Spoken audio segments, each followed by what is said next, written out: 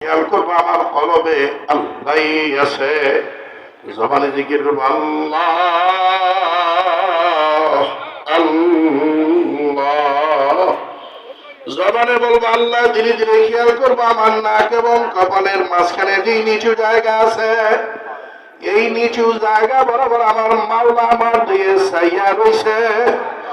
আল্লাহর বান্দারা, যুবক বাবারা, বুড়া বাবারা, এখন আমার দিকে তাকায় রয়েছেন। আমার দিকে না তাকায় থাইকা সবাই চক্ষু দুটা বন্ধ করে ঘাটটা একটু নিচের দিকে নোয়া।